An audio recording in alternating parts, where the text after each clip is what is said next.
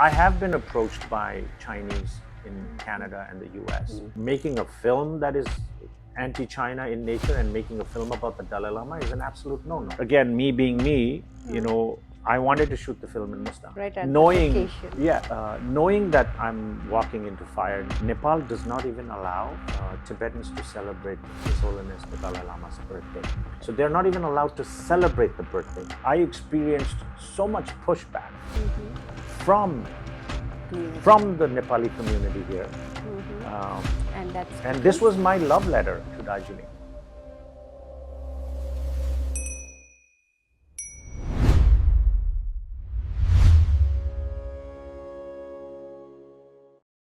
The year was 1959, March 17. His Holiness the Dalai Lama, the spiritual head of the Tibetan Buddhists, took this arduous journey from Lhasa to India. For 2 weeks, he crossed the Himalayas on foot. He was accompanied by a motley group of monks, officials, family members, and members of Chushi Gandruk, or 4 rivers and 6 ranges. Chushi Gandruk was a resistance group, or you can call it the defense army, that was created to put up a resistance to Chinese takeover of Tibet. For His Holiness the Dalai Lama, the Chushi Gandruk warriors were his very close protective circle. And the story is spectacular, unbelievable. It's something like an adventure film. It's just that surprisingly, we know so little about it. And in order to set that right, we have Shenpenn Khymsar, the filmmaker, who's going to tell the story to the world and erase the ignorance around it. So welcome, Shenpenn. Thank you so much, Anuradha. He is a filmmaker, born and brought up in Darjeeling. So Broken Wings was his first, and this is the second one, which translates as Chushi Gandruk in the Tibetan language, but in English it is 4 ranges, 4 rivers, 4 rivers and 6 6 ranges. So 4 rivers and 6 ranges are from the Kham region of Tibet, right? Yes, mostly the eastern part. The eastern part. And that's also the name of this resistance army. Yes. Right. I got interested in this story, like say about 13 years ago. I traveled to Nepal. I met some of the veterans who were part of the resistance army. Right. I spoke to them, and I heard their incredible stories, the oral histories, and how the same story is remembered differently. Right. And which is why I'm so excited about your film. And when I heard that, you're making a film on this subject, and that I'll be speaking to you here, it got me very excited. So first things first, why did you decide to make a film on this subject? Well, I think a very simple answer would be I consider this my moral responsibility because this is such an intricate part of the Tibetan history, and then Indo-Tibet history, and then also our personal history, like all the Tibetans born in exile, in India and Nepal. Because of that one incident, because of the Chinese invasion, and because of His Holiness's escape in 1959, I'm here. So we are all some way or the other connected to that one event. And then us being born and having the kind of life we had, education, exposures, opportunities, amongst challenges, it becomes your responsibility, especially when you've lost your nation, when you've lost your ancestral home and you're stateless. Then I personally think using your might, whatever it might be, using your education, your strength, your talents, your skills, all of that to represent and to advocate and to amplify the voice of the voiceless Tibetans inside Tibet, and to kind of keep the Tibetan freedom movement on. So that is the primarily like the main reason why I made this particular subject, turned it into a film. apart from that, I'm obviously a very passionate filmmaker. Like cinema and literature and any like arts, music has always been my first love. So these are the two reasons why I Right. made. So I would like to begin by probing a little about you, Mhm. right? You're born in Darjeeling, I was born in Ghum, to be in particular. Ghum, Yeah. yeah, yeah. So, and you born to Tibetan exile, like family living in Family. exile. So Yes. your parents came as refugees Yes. after My grandparents. your grandparents. They came as refugees after His Holiness came Yes. to India. So how was it like growing up, in a household of Tibetan refugees? And I'm interested in knowing that because I would also like to know at what point did you hear these stories in your life that stayed with you, and Mhm. when was the first time you heard the story of Chirsi Um, Gambruk, and also a bit about your background? right. Like so I was born in Ghum, behind the old Yigacholing Ghum monastery, the oldest monastery, and I was literally born in a cow shed, like gai ko goat bhन्छ नि नेपालीमा. Mm. So my grandparents had cows, and and they would make cheese and milk and very simple. So a lot of haystack and all that. So I was born during those times, and we didn't have electricity in our home.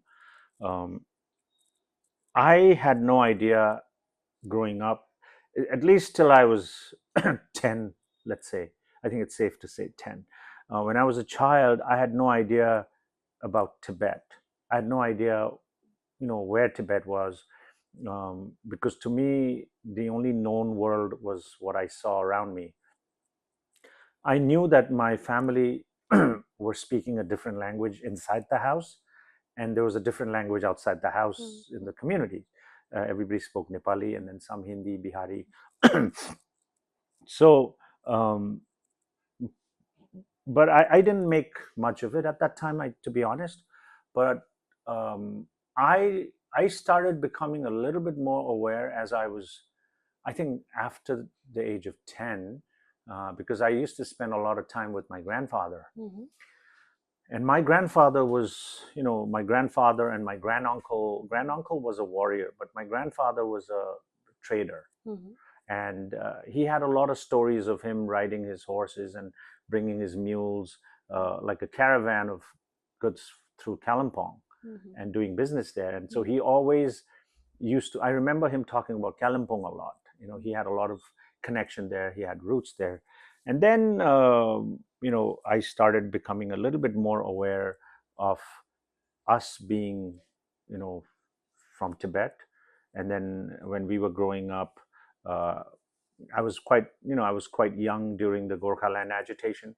So there was a faction of supposedly Gorkha land leaders at that Mhm. time that were that had kind of become anti-Tibetans. And I Right. was super young, so I had no idea. Like, because I never considered myself an outsider. Mhm. But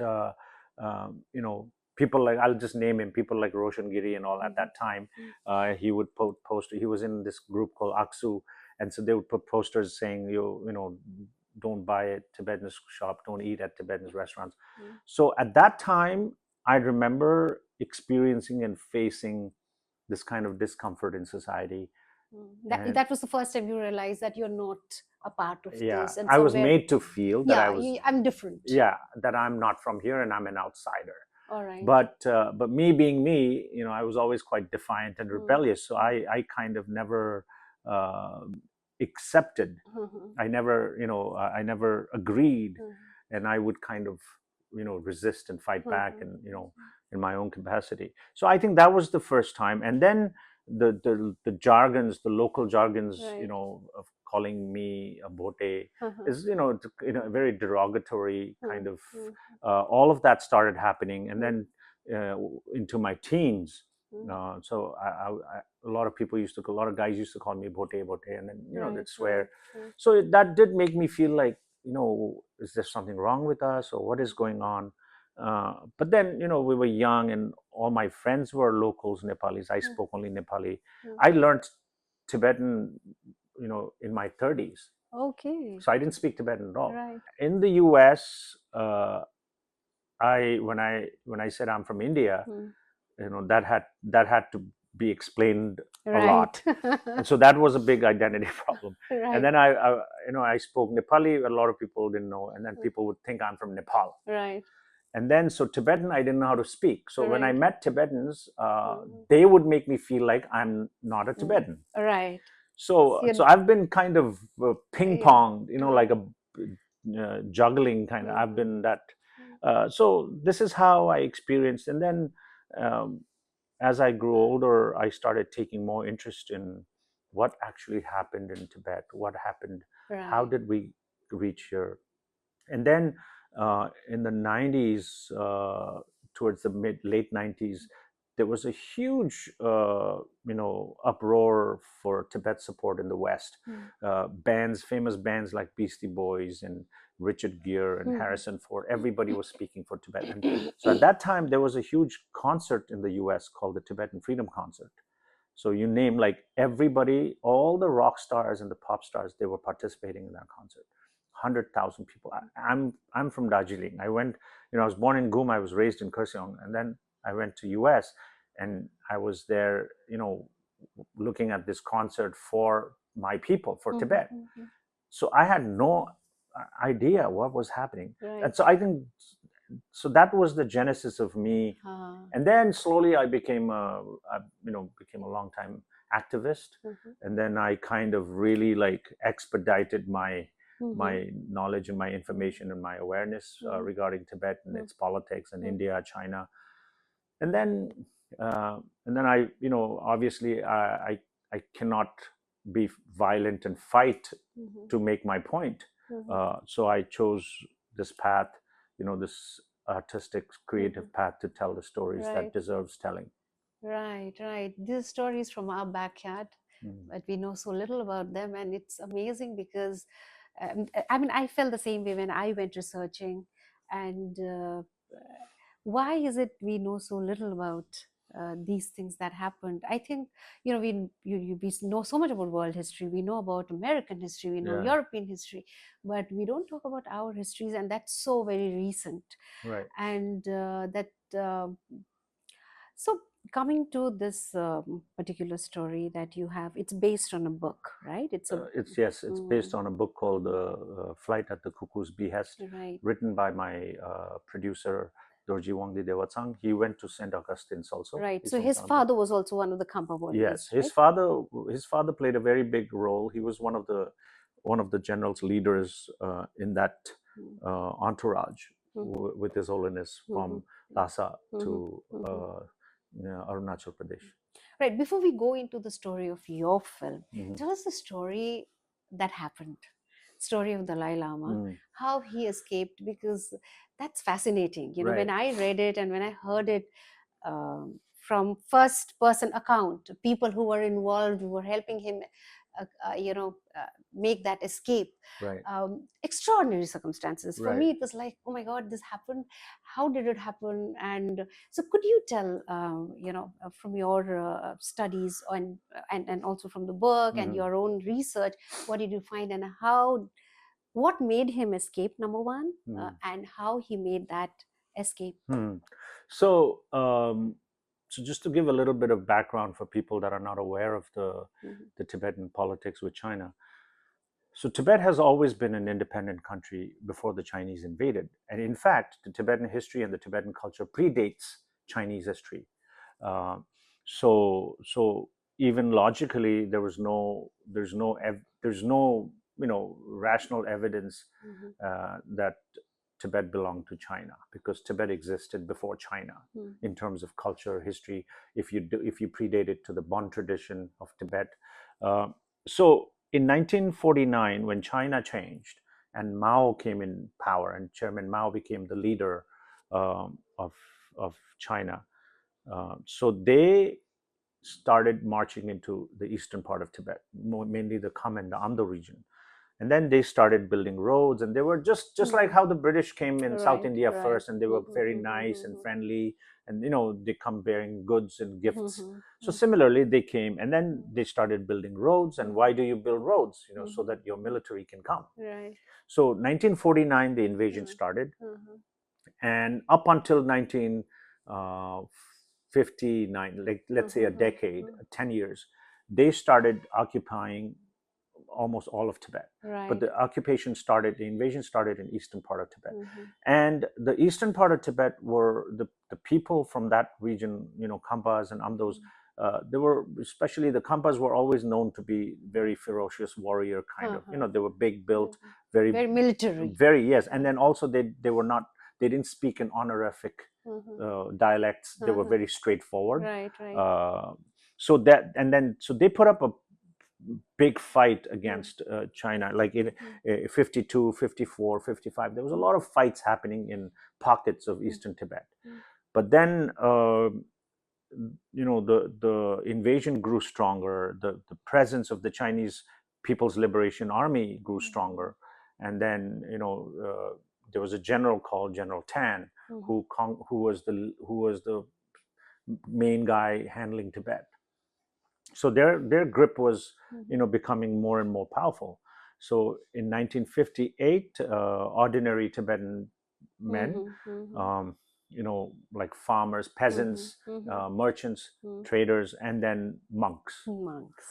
So they all kind of had a secret meeting in Lhasa at Gompo Tashi Andotsang's house. And Gompo Tashi Andotsang is the founder of Four Rivers Six Ranges.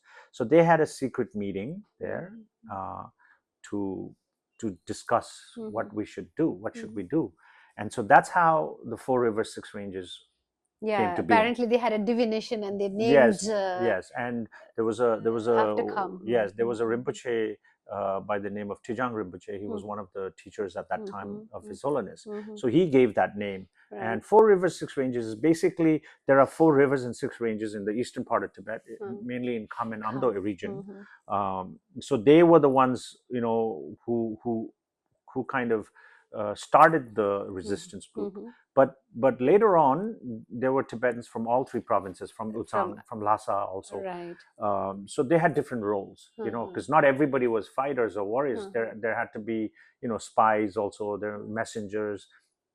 People have to be fed. The warriors also have to be eat. So who's bringing the ration? Who's making the food? Who's looking after the horses? Who's cleaning the guns? Who's doing inventory checks on the weapons? So so everybody kind of worked together. So that's how 1958 the resistance group was formed. 59, March 10th, 1959. March 10th was the first uprising inside Tibet, a massive nationwide uprising, and tens of thousands, actually hundreds of thousands of people took to the streets in Lhasa protesting against the Chinese occupation. And so there was a major crackdown, and then there was a lot of raids, and then His Holiness he was only 23, so his life was in danger, and so they had a covert kind of an operation to plan his escape from Noble Inca Palace, which is the summer palace. Potala is the winter palace. So from Noble Inca Palace to India.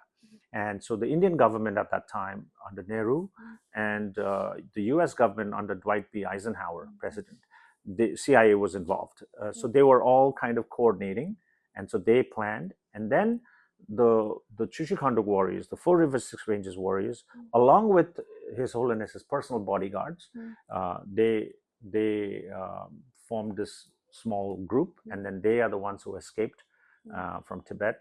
And His Holiness arrived at Kenzamani in Arunachal Pradesh. It used to be called NEFA, Northeastern Frontier Agency. There was no Arunachal as such at that time. So that's how they came, and so this is the story. And then since then, the Dalai Lama has been living in India, mostly in Dharamsala, Himachal. Right. And your producer's father. Yes. The author of the book. Dorji, his father's name was Kunga Samten. Kunga Samten. So Kunga Samten's story. Kunga Samten was with His Holiness. Yes, during the journey. The journey. And Kunga Samten told his story to his son. Yes. and then the son wrote the book, Yeah. right? No, actually, Kunga Samten had started chronicling. He had His started own writing, writing. but he passed away. So Dorji, his son, completed the book, Right, and then he published it, and a very interesting book. So, see, the story of the Four Rivers, Six Ranges, whether it's told by a Western anthropologist or you or anybody, is the generic story is the same. Now, this is a kind of a more narrowed down story of a family It's a and personal interpersonal. history, so to Yes. speak. So his in this particular film, I've taken mostly two chapters. His family life, because it's kind of hard to put such a long story in a 2-hour film. So Kunga Samten's family life and his sacrifices and his family's sacrifice, and then his involvement in the journey. Right, so those two are from this book. Other than that, it's the same story from everybody. So yeah, I was coming to that. So you have taken Kunga Samtan's story, and I mean, you have also incorporated people's memories and oral narratives. And so when you were, something of this scale, like something that, like, I think the story of Dalai Lama's exodus, or coming to exile in India, and then the exodus of, I think it's one of the huge developments that took place in this part of, like, very huge in terms of geopolitics, in terms of how it impacted a huge section. So when you attempt to tell a story of this huge scale and you do this huge research, how do you decide what you keep and what you not, when you're finally deciding to tell the story? How do you Well, that's one of the toughest challenges, because I'm so by nature and by personality, I'm so detailed. I'm very detail oriented, and I genuinely believe in that old saying, the devil lies in the details. So, but again, you cannot be so nitty gritty, especially when you adapt a book or a story of that magnitude into a film. So what I've done is I've written the script, the screenplay, into 3 parts, 3 chapters. Right. So this Four Rivers, Six Ranges, this is chapter 1.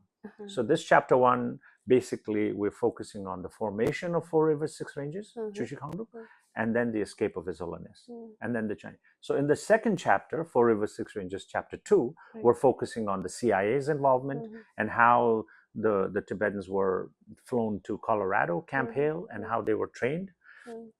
And then even before that, actually, they were taken to the Saipan Islands, but the weather didn't suit. And then later on, they were taken to Michigan, U.S., where again the topography and the weather didn't suit. So finally, they found this place called Camp Hale in Colorado, and that kind of mimicked Tibet somewhat. So the chapter 2 will be focused on that, and Eisenhower's involvement, Nehru's involvement, and then the training of the CIA. The CIA trained warriors, and then how they were dropped, parachuted down in Tibet and Mustang. And then chapter 3 will be basically how, after Dwight B. Eisenhower, President Nixon, how he decided to go and shake hands with Beijing, and then he pulled the plug on the operation, the CIA operation, and they kind of left the warriors stranded. And so the operation was called Shadow Circus. This is the CIA code. So Shadow Circus was pulled off, the plug was pulled. And so how they were left, high and dry. And so how the Four Rivers, Six Ranges basically kind of fizzled and ended in Nepal, because of the Chinese pressure to the Nepali government, and then the Nepalese army, kind of ambushing and attacking the remaining warriors and securing. Yes. So this is a chapter. So this is how. So I'm kind of trying to put in all the major aspects of it. But I mean, it's like, I guess because you had so much to say, you decided to say in sequence. Yes. So first, second, and third parts, right? And also, like, while as you and shared with me your findings, it brings to me one of the veterans I interviewed, General Tashi, who was trained by the CIA. Apparently, they were put on a helicopter and he doesn't remember how long the flight was, Flight but was, and then he suddenly was dropped in a place that looked like Tibet. yeah, And it was much later he understood that it is US. yes, Colorado. And they had to take 3 years training in 3 months, and Yeah. then they were airdropped. And Airdrop. you said that they were airdropped in different places, and he was airdropped in Japan apparently, and from Wow. there, like how he made to Mustang, and there he trained others. So Yes. I mean, this again, like because of the involvement of so many powers, global powers, the Right. story becomes all the more interesting, Right. and all the more may I say controversial, right? Yes. So I think it's also very incredibly brave of you to attempt to tell the story of because a lot of the silence around it is also because of people trying to keep peace. I think Right. they don't want to kind Or of succumb. or also I think not to and stay away from uncomfortable truths. Right. Like Right. I think a lot of silence around Tibet is because people don't want to rub people the wrong way, Yes. or say something uncomfortable, or be in the wrong books or something, Right. something. Right. And people try to kind of play it safe. So I think one of Yeah. the reasons why there is so little conversation around such an eventful part of history. What makes you go for it? What makes you unafraid, and what makes you court this trouble, like you seeking it actively? Well, partly I think it's in my it's in my combat DNA, you Right. know. Two, I think I've I've lived an extensive and an incredible life, and I consider myself very, very fortunate, for having kind of given the opportunities that were presented to me. And I've been through my share of struggles and ups and downs, but I've also uh, been incredibly fortunate. So as I grow older, I think a lot of men, especially when you have existential crisis, you buy cars and stuff. Right. So for me now, I don't know. I'm kind of, this is half jokingly I'm saying, but there's some truth to it. So I think for me, one of my existential crises is to make sure that you know I lead a life that is meaningful and purposeful. Right. And also because I know we all know that we're impermanent. We're going to die one day. Everybody's going to die. You're going to die. I'm going to die. All these guys are going to die. But we tend to forget. We tend to kind of subconsciously think that we're invincible. We're not. But I have this, major realization and awareness that I am going to die. So I want to make sure that before I die, tell the story. I do everything in my power and in my capacity and in my courage to do what I feel like is important, what I feel like is right. And my brothers are not like me. They're like very normal, the good people. They went to school, college, got a 9-to-5 job, no trouble. But as troubling and as controversial and as obstacle oriented my life has been, I'm absolutely unapologetic about it. And whether people look at it from a pompous perspective or arrogant, I don't mean to be, but I'm actually very proud of the man I am. I genuinely am. Your first film, Broken Wings, was controversial. It got banned. Yeah. Right. I mean, that way you kind of burnt your fingers. All right.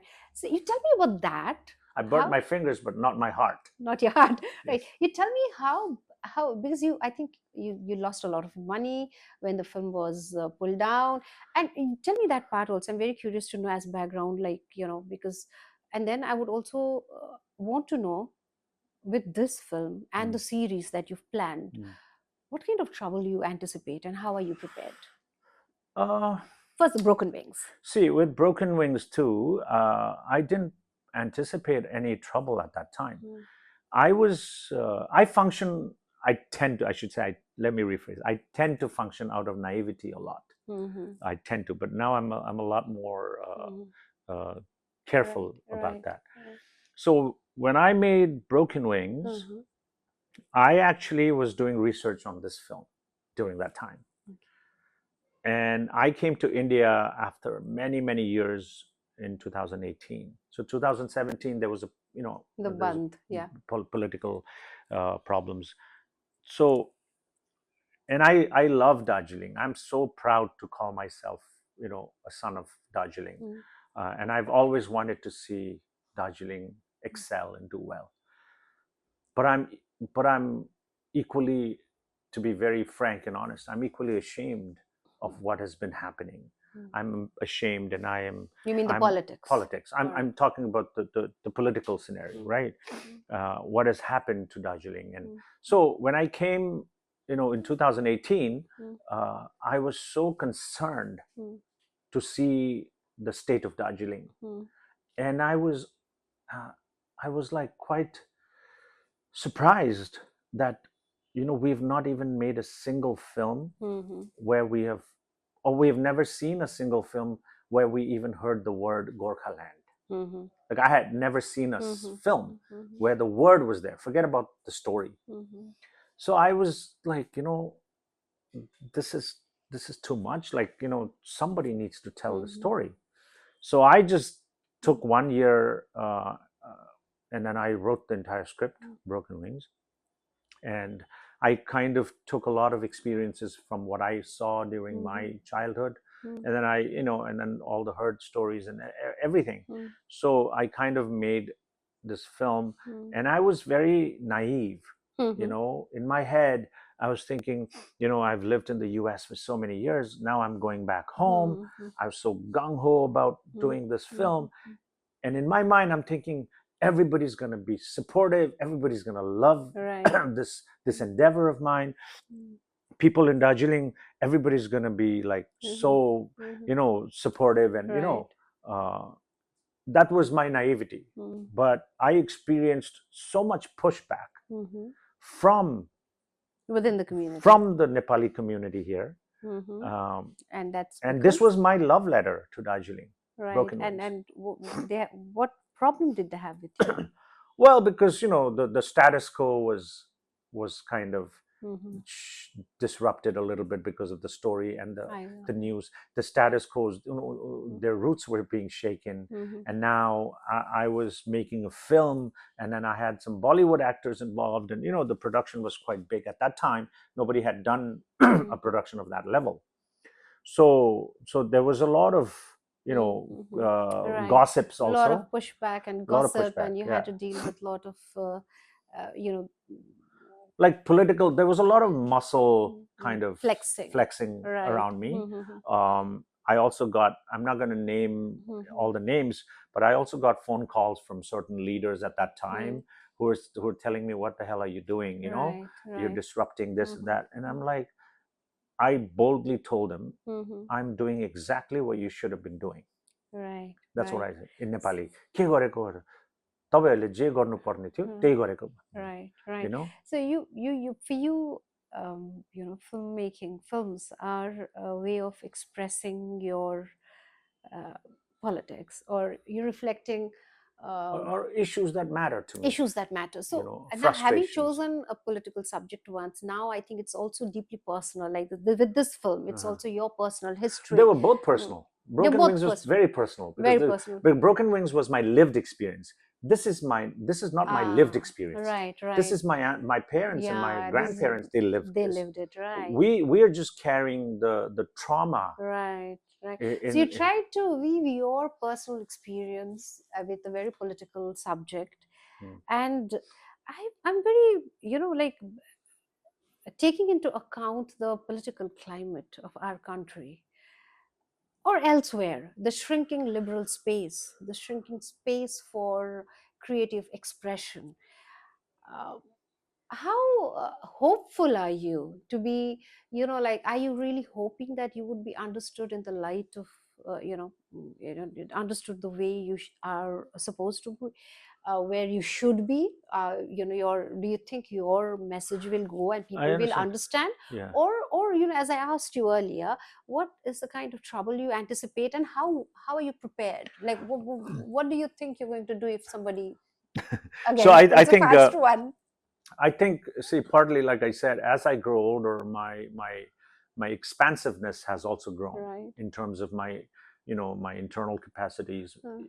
and I might not seem that way, but I'm actually very spiritual. Uh-huh. I'm not religious at all. I'm Uh-huh. actually quite an atheist, actually. Right, right. But I'm very spiritual, and I'm very philosophical also. Mhm. I'm very romantic in my life, and I'm very much into stoicism, Mhm. right? So I know for a fact that I am doing this film not to be understood. Like, Okay. I'm not telling these stories so that they understand me. All right. I'm telling these stories so that they have an opportunity whenever they're ready to understand who Wow. they are. All right. So You this is something also for posterity. Yes, completely posterity. Right. And then I know for a fact that I'm on the right side of history. I might be, I might be ridiculed, I might be humiliated, I might be, whatever. But at the end of the day, if you look at throughout history, we think we're going through a very dangerous time, and there's a lot of political upheaval, and the world is kind of dramatically changing, and then the advent of AI, and then the far right becoming very powerful. We just have to take a step back and look at history. Right. To, It's a cycle that will keep in the going. 20th century, there were over 200 million people that were killed due to Right. war. That's not happened right now. 200. We're still better than the past. Yes. All right. So it completely depends on perspective, and I'm a very, very optimistic and a hopeful person. Right, right. You cannot be courageous and daring without kindness and positivity. Right. They all go hand in hand, because I always say this to even my young teams, everybody that works with me. I'm not an entertainer. I'm an artist, right? I have something to say. And then the greatest quality, Anuradha, like the greatest and the most important quality of a true artist is not his talent. Because your talent can be honed and developed over time. Right. But your greatest quality and your asset is your courage. Right. Aapka sahas. So if you don't have the courage to speak the truth, and what does courage mean? Courage does not mean you going and being like Salman Khan and fighting 10 guys. That's not courage. In the movies, you yes, mean? Yes, in the movies, of course. Yeah. And courage means you being utterly integral in your belief system.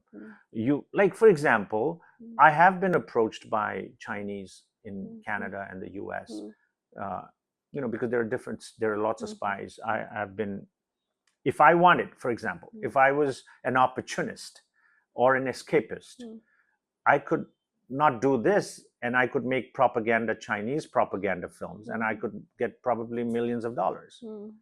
But I'm the kind of guy that if a Chinese, if the Chinese government or an offshoot of the Chinese embassy comes to me and says, Shenpenn, we will give you, 100 crore or $10 million, $20 million. Don't make these stories.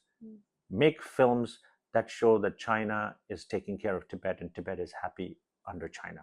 I will throw that money on their face. I don't give a F what happens to me, because I know that I'm going to die. And if I'm supposed to be dying or by being lynched, so be it.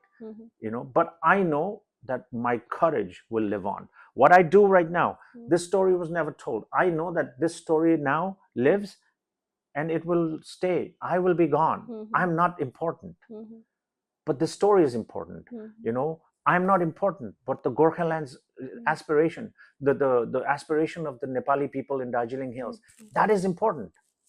Right. So if we don't have honor and dignity and integrity, and then we keep praising, we keep singing, the pride song of bravery and birta. And what does bir mean? Bir doesn't mean you taking the kukuri and fighting 10 guys. It's standing up for Yeah, yourself. standing right? up for yourself and remaining integral. But I have not seen, to be honest, I will say this on camera, I have not seen a single bir person from the Darjeeling politics yet. Everybody is ready and willing to sell their soul. If you're willing to sell your soul, हामी भन्छ नि दार्जिलिङमा अब मासु भातमा बिक्छौँ हामी, एक बोतल रक्सीमा बिक्छौँ, कहाँको वीरता? So for me that's important. Like I mean, long story short, I actually don't care about myself. I don't care what happens to me. I care about how I live my life, and my work will remain. Right, that's right. So making of the film, I saw the trailer. It's really spectacular. You shot the film in Mustang in Nepal. And you tell us, how did you form the team and your actors? And I think you have a Hindi version dubbed by Nawazuddin Siddiqui. And other actors. And other actors as well. So the making of the film, how easy, how difficult, what was the most difficult part? See, I'm asking you all the questions at once because so that you can go on. All fair. So I think one of the drawbacks or one of the prices that you pay for being the way you are, like in my case, for being the way I am, is that nothing you do is easy, because I've chosen the path less traveled, because I'm not making rom-coms here. I'm not making no love stories, and I'm not making a guy like driving a convertible car with a beautiful girl and singing with mountains and all, because there are many others who will do it, right? But nobody's doing this. So I know that any path or any project that I undertake will be filled with challenges. But I'm kind of now, I'm kind of used to. You have a very big team? My core team is, not that big. We are about 10, 12 people. But depending on the size of the production and the film, the crew matters.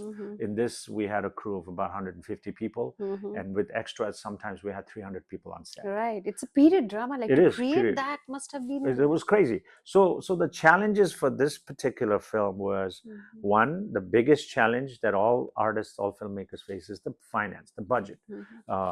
This film should have, it should have cost me, this should have been made for at least 20 to 30 CR, at least minimum. So that's like about around $5 million. That's the bare minimum. This is how much it should have. But we didn't even have $1 million for like very small budget. Shah Rukh Khan's films, some action scene and some song, picturization of a song costs more money than the entire budget of my film. Right. But so that was one challenge, and there was nothing doing. We just had to be creative. The other challenge was, and then, I could have shot the film in Ladakh and had no problems. But again, me being me, I wanted to shoot the film in Mustang. Right, at knowing, the location. Knowing that I'm walking into fire, knowing that there's a lot of problems with that. But people don't understand why I do that. I don't do that because I love trouble. I didn't do it because I love controversy. I did it because that's where these warriors were based. That's where they lived. That's where they struggled. There were times when they didn't have food, ration, and they would boil their leather shoes and eat that. Wow, that's it. In Mustang. So me being the romantic, philosophical person I am, I wanted to shoot that film there because that was my homage, my tribute to them, my Shraddhanjali. So that was the reason. Right. I didn't go there to ruffle feathers with somebody or to upset the government. So what happened in Nepal? Tell us. So we obviously, any country where you shoot, you have to get the permission from the film board and the home ministry. So in Kathmandu, we had to get permits to shoot the film. Now, first, I wasn't sure. I thought, okay, I'll just submit this and we'll get the permits. But then I realized and I learned that because of the Chinese pressure, Nepal does not even allow Tibetans to celebrate His Holiness the Dalai Lama's birthday. Okay. So they're not even allowed to celebrate the birthday. So making a film that is anti-China in nature and making a film about the Dalai Lama is an absolute no-no. Mm-hmm. And I had to make the film. Mm-hmm. So me and my core team, we camped in Kathmandu for about 5 months, and we rented a place and we built an office there. We were working there, pre-production. So I had to write a fake script. So your actors, Not that actors came at the end. They came at the end, and they're from India, all of them. India, US, they're all from all over. All of them. But a lot of them has roots in Darjeeling. Also from, okay. Yeah. So we had to get permits. So I wrote a fake script, a dummy script called The Himalayan Robin Hood. So I just took the classic Robin Hood story and then made it, and because the costumes would match. So that's how I obtained the permit. And in Nepal, again, the interesting thing about Nepal is when you get the permit, the Nepal government also sends a so-called liaison officer with you to the shoot. So his job is to observe what we are filming, and his job is to take photos and report back to the government. Right. And we also have to pay him every day. Right. 15,000 rupees every day. Every day. Okay. And we have to feed him, and we have to put him up in a hotel. Achha. Despite getting the permit. Right. So he's basically there to check if you're doing according to script. Yes. So I had to kind of dodge a lot of things. So typically this film was scheduled, and this film should have been shot for at least 35 to 40 days minimum. But because of the tension, at Mustang, and we were facing, and then our weapons, the fake weapons for the film, the dummy weapons, that got seized by the police in Mustang, the Nepal police. Okay. So we had to again go through a lot. And so finally we convinced them, but they would not give us the weapons. We had to go, our production team had to go to the police station, and along with 2 police officers, we had to bring the weapon to shoot. And after the shoot, we had to drop it back every day. And we have to feed the police. And they were dummy guns, all fake guns, obviously, in the movie. Even right? the fake guns were seized. Yeah, so we complied. There was no other choice. But then there was growing tensions because, and then the interesting thing is this liaison officer stayed for, I don't know, 8-10 days. And he would come to, and then there were some scenes of monks, and he would come and ask me in Nepali. He would say, are you shooting a Dalai Lama story? I said, no, of course. These monks, the monks wear the robes. So this is how I had to. But later on, and this is where the problem lies. Later on, he came to me, or he didn't come to me, he went to my production manager, and he worked out a deal because he didn't want to stay there. Because it's boring, shoot's not exciting. It's very boring. And to stay for so many days in the mountains in the cold. So he wanted a certain amount of money, and he was going to go. So he basically, he took bribe. And so we had to bribe him because he said he wants to leave, and he will make a different report, whatever. So I forgot how much, but we paid him quite a lot of money for him to leave. But then, some of the crew members, the lightmen, they were all from Nepal. So now all these people are, when we are shooting, they're kind of understanding the story. So they're taking photos and messages, and they would send their messages to their colleagues and friends in Nepal. So the word was spreading, and there was a kind of a tension, and I would get all the report. So I had to cut down all the shoot, the days, and we shot this in 19 days, the entire film. So instead of doing each scene, and then you're dealing with first-time actors also. Now, the odds are stacked up against me. So first-time actors at 15,000 feet plus, right, with a tight budget and with heavy surveillance. Now, each scene when we're shooting, each scene, depending on the weight of the scene, your take, it can be anywhere from 4 takes to 10 takes, 12 takes, 15 takes. I had to do all the scenes in 2 to 3 takes max because I didn't have time. So that's how I rolled. And then I had no choice. So we were bound, we were forced to finish the shoot in 19 days, which is, if you think of it, it is absolutely impossible. Insane too. So we finished the shoot, and then everybody left, and then we had, the footage in very big hard drives, so master and a copy. So we put these two footages in two different cars, and we drove overnight from Nepal to Indian border, Kakarvita. So because I was afraid that if the officials, if the government, if they catch us, then they're going to seize the footage, and then all my hard work is done. I mean, ideally, we shouldn't have to go through all this. Ideally, because Nepali and Tibetans have shared so much history together. There was a time when the king of one of the kings of Tibet married Brikuti, a princess of Nepal. And we share culture, we share languages, we share trade. All the Newaris were doing trades, and we are like cousins, Nepalis and Tibetans. But then, because of the Chinese pressure and all that, and I, to a certain extent, I understand. So I was kind of left with no choice. But the film is not allowed. This film cannot be screened in Nepal. Of which you're sure?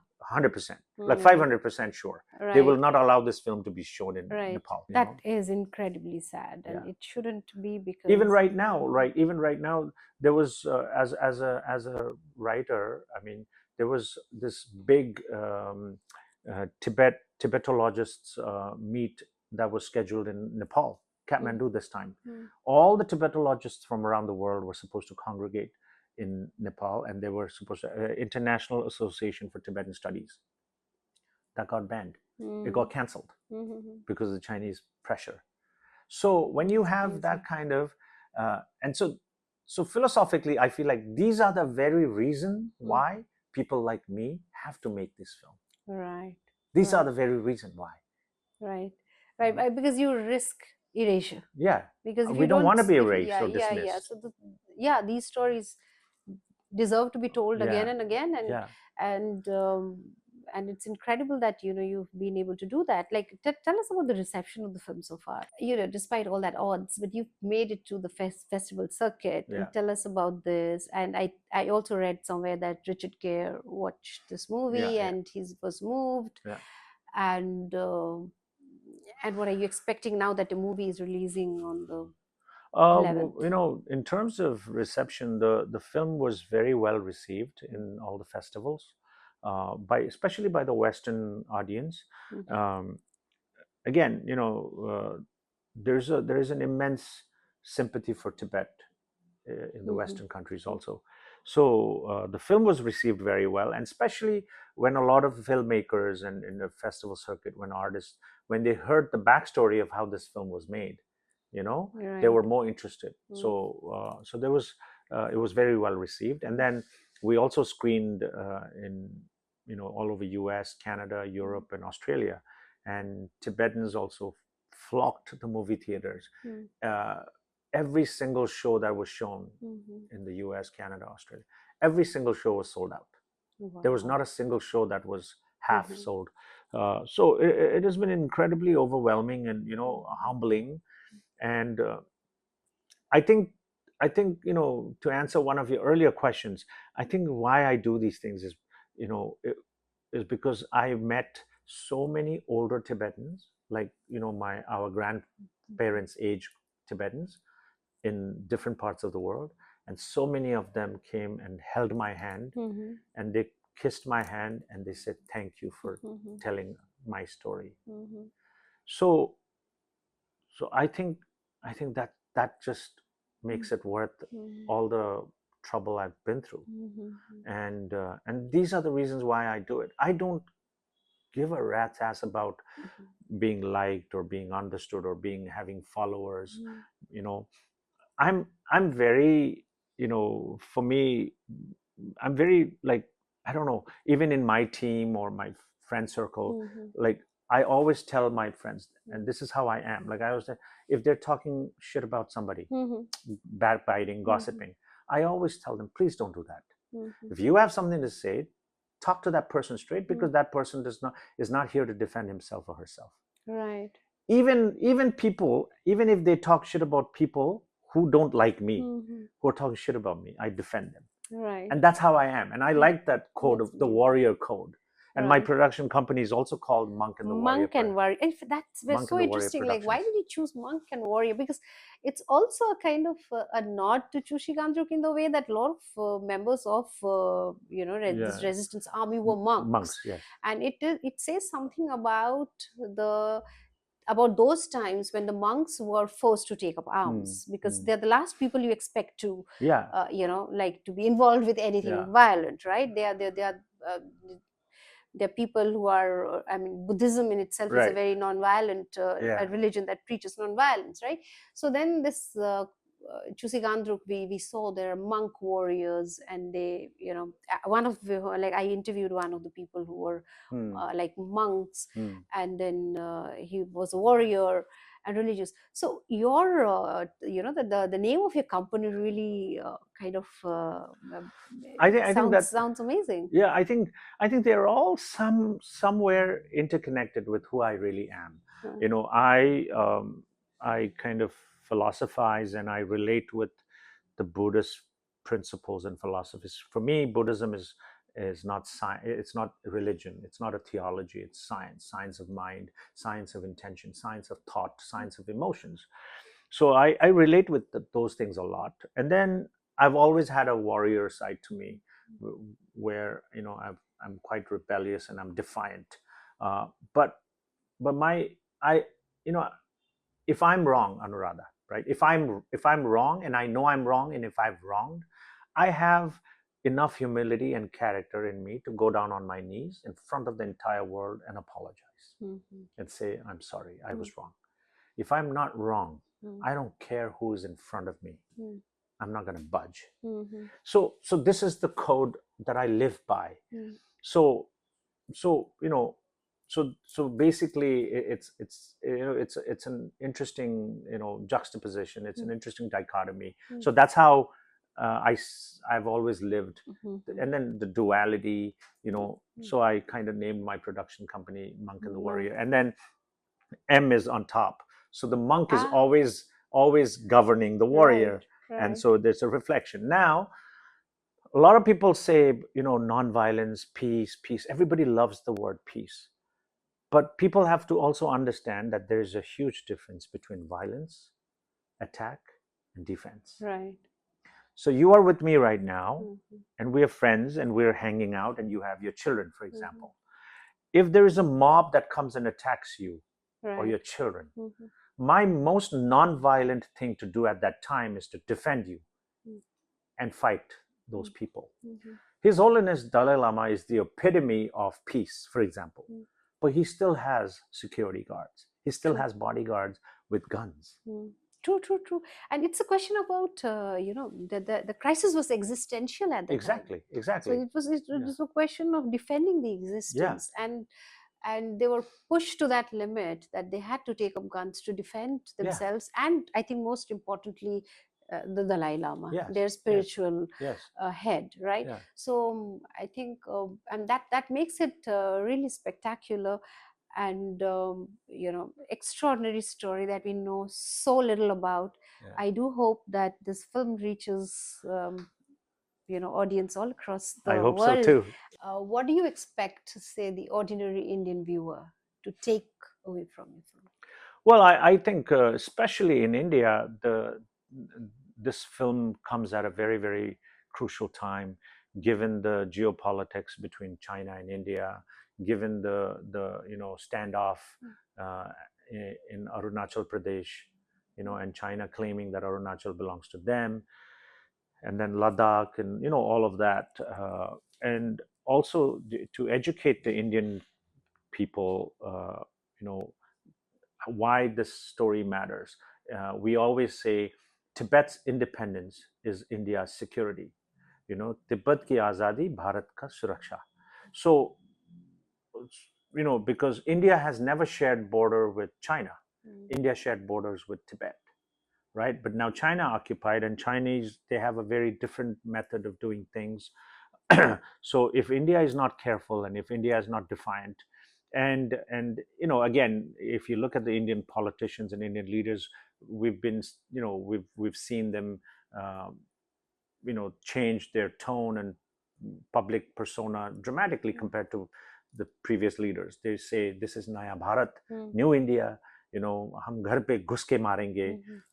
So all of that is great, but then that should be applicable to all the enemies, not just one enemy, and every film is made about that enemy, and I'm a complete pro-Indian. I love India, but I don't think Pakistan is the biggest problem for India. I think China is. And if we don't pull up our socks and get our acts together, China is a whole different beast compared to Pakistan. So I think it is time where India can be proud of the story. And also, if I may add,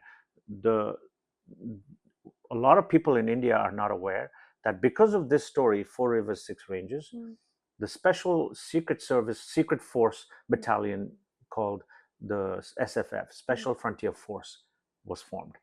It is because of Four Rivers, Six Ranges the SFF was formed, and it is one of the most elite forces in the Indian army, and they are the ones who are securing and who are protecting the borders, and they're all young Tibetans, who are born in exile like myself. So yes, it is a very, very integral, crucial story, of India and Tibet. And India and Tibet shares thousands of years of history and culture and knowledge and Buddhism and Nalanda traditions and so many things. So I hope that the Indian people will go and watch this film and be more aware and talk about it. And I don't think there is anything to be afraid of when it comes to China.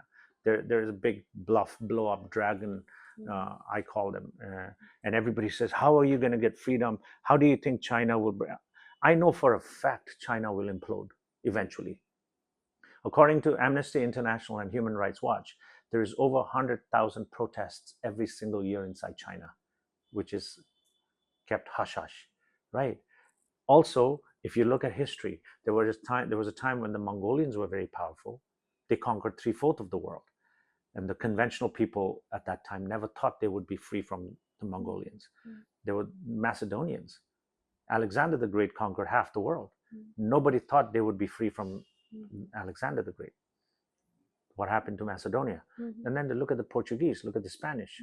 The Spaniards conquered Philippines, for example, for 400 years. What has happened to Spain?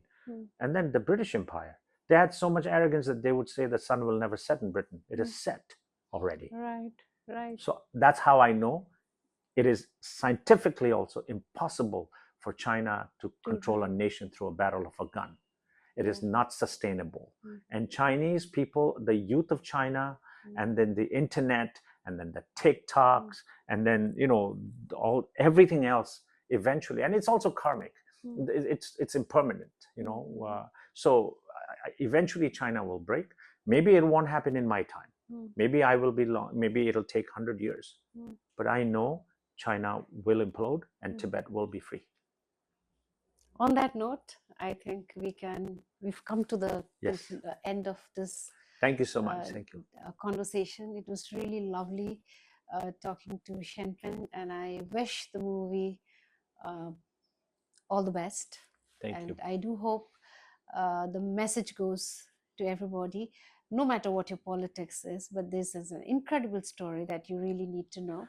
When I went to speak to a few Chushi Gandruk veterans, and there was this one particular veteran who had drawn, in a piece of paper, his house in Tibet as he had left it. And he had said, this is where my cattle shed was, this is where he had made a drawing, and he had said that someday I would like to go back. And of course he couldn't make it. He's now not there anymore. He was very old already when I met him. But I do hope at some point these dreams that were not realized, someday, maybe generations to come, they get to live this dream. Thank you very much. Thank you so much, Anuradha. Thank you. This was wonderful. Best of luck. Thank you. Thank you. Thank you. Thank you.